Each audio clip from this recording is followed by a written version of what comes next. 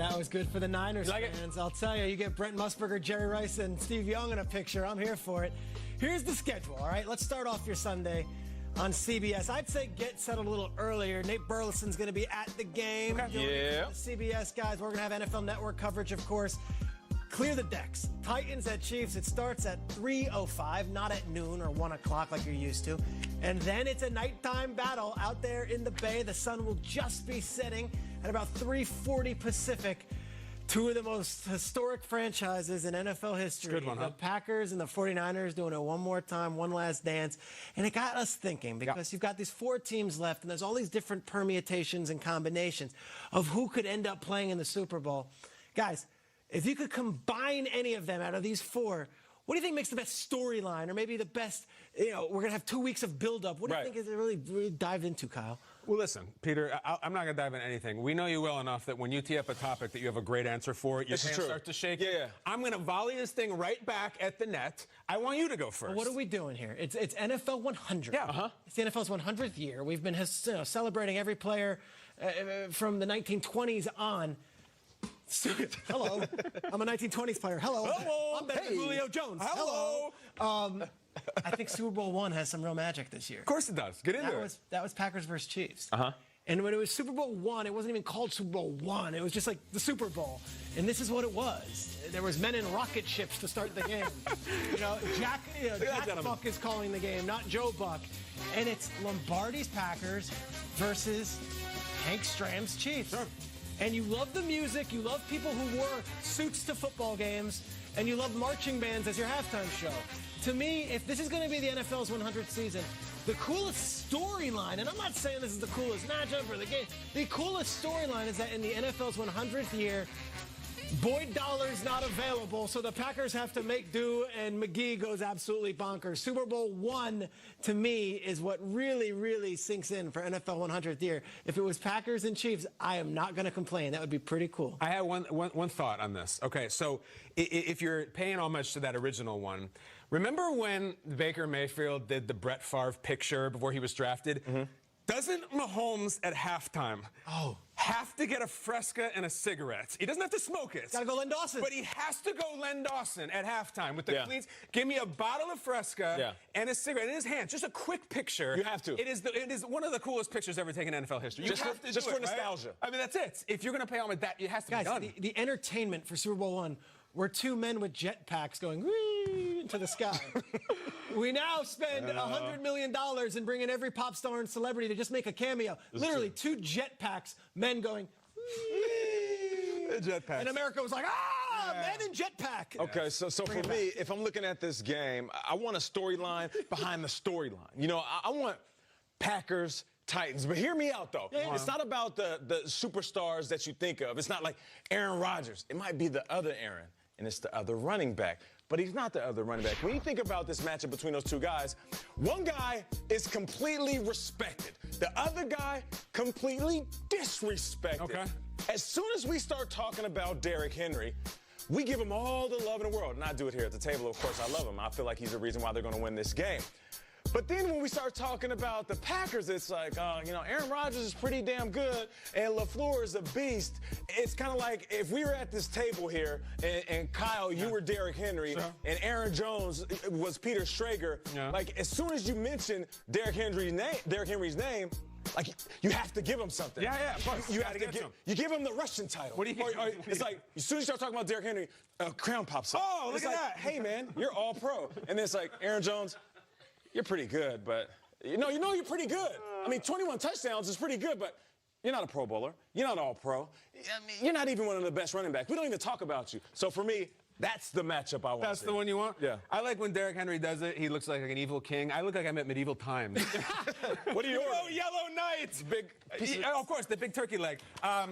I would like to see that one, too. It's history. And the problem with trying to repeat the Len Dawson picture is now they give him like a seltzer and a jewel. It just doesn't have the same magic, but I'd like it to. It's pretty good, though. Guys, there could be any different kind of combinations. Of course, we will know come Monday morning. Can't wait to be here. That's right, guys. And this year, You know the Microsoft Surface. Use it every day. In the NFL, they launched the first ever Anything But Ordinary Player of the Year awards at NFL Honors, which will celebrate NFL players passions off the field as players continue to empower themselves through innovation. The award will honor players making names for themselves in areas of, entrepreneur, like Peter Schrager, technology, like Kyle Brandt with that big old dome, and creativity and literary arts like me, because I do a poem every day on the show. You can help name the winner with a chance to be a winner, too. I have a feeling that's Kelsey's actual closet. It's a really cool closet. Here's what you do, though. Visit anythingbutordinary.com. Vote for this year's NFL Honors Anything But Ordinary Player of the Year. It's presented by Microsoft Surface. You share your vote for a chance to win a trip for two people to Super Bowl 54. Voting's open right now. Go vote right now. It ends January 20th. It's almost here. We talk about two men in a jetpack. How about our jetpack all season long? It's our guy, Will Selva, out in the newsroom. Will. Rocketeer? I know you've been growing up in the Bay Area. You've got 49ers fandom in your family. Last time we're talking to you today. Ground control to Major Will. Wishing you good luck, my friend, this weekend, and good luck to you and all of your family this entire NFL season. I appreciate that, Schrager. My family will be anxiously awaiting for Sunday to come and for the result to be the Niners. Of course, we've been talking championship games all morning, but let's get you caught up on some other news from around the league. There's a lot of changes being implemented in Dallas by new head coach Mike McCarthy, but one thing that will remain the same is offensive coordinator Kellen Moore. McCarthy declaring that Moore will continue to be the play caller as he was under now former head coach Jason Garrett. McCarthy says he's confident about it. According to NFL Network insider Ian Rappaport, the promise of staying as the play caller was one of the ways Dallas kept Moore from taking other gigs. Now, according to Ian, Moore had considered the OC job at the University of Washington.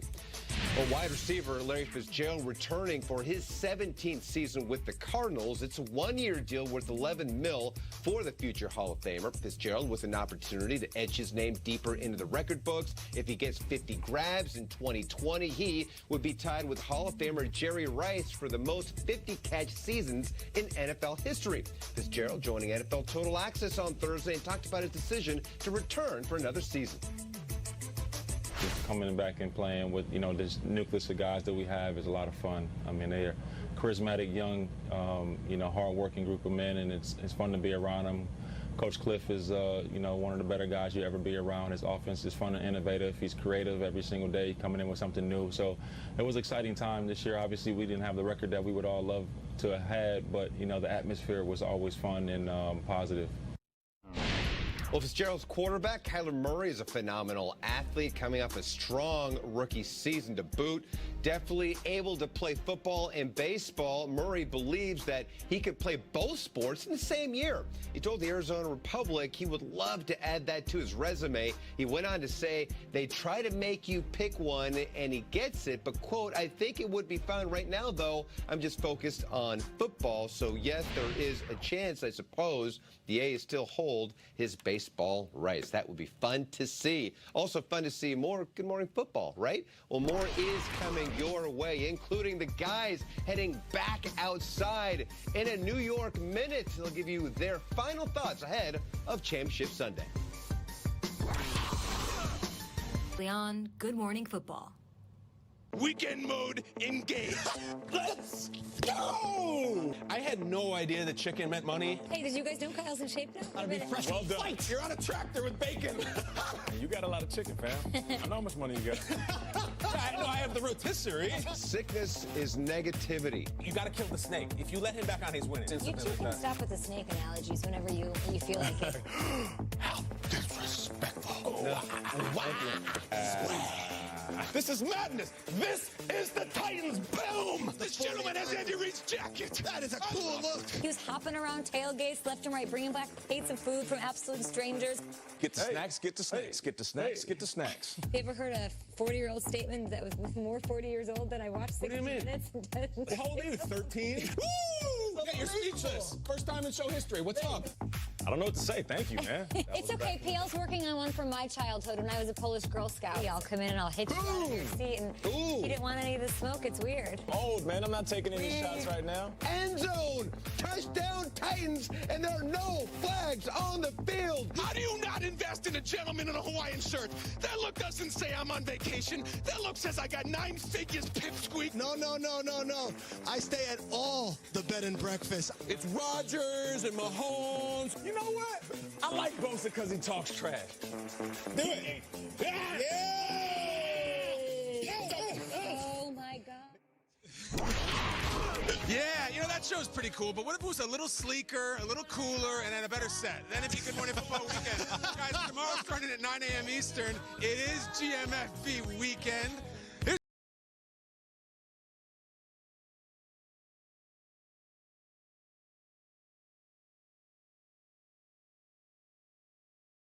That show. Each team's rest.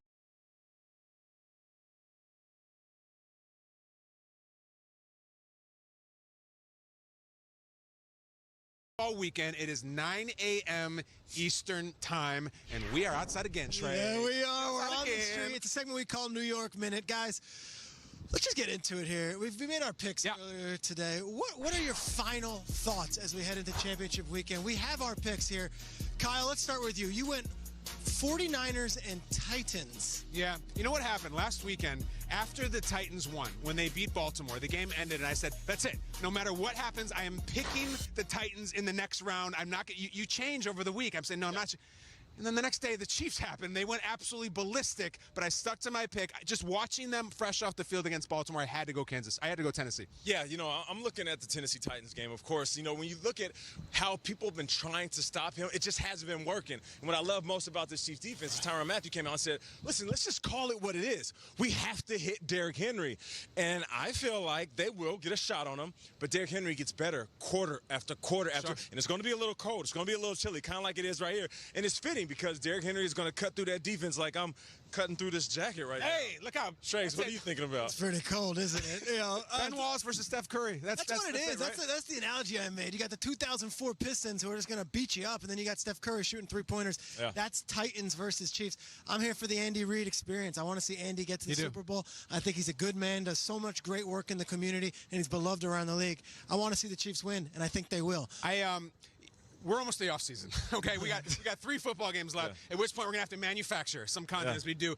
If we were to do a segment in the offseason listing top 5 most interesting personalities in the league, 2 of my guys would be facing off this weekend, Richard Sherman and Aaron Rodgers. I am here for that matchup. You guys know I'm a big statistic guy. I love throwing around the stats. Rodgers' highest passer rating of all time is like 102 or something.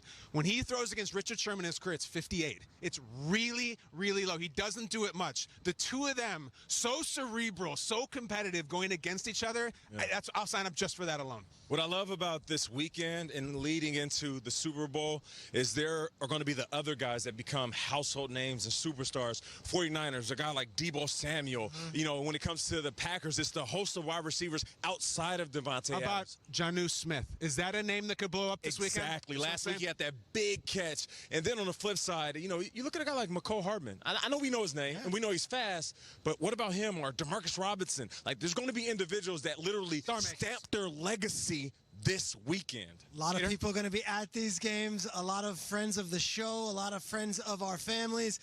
Everyone, just be safe and enjoy it. Throw the remote control out. I'm going to start early, guys. It's the weekend. What are you doing? I'm going on the subway. Going on the subway? Where you go? Peter!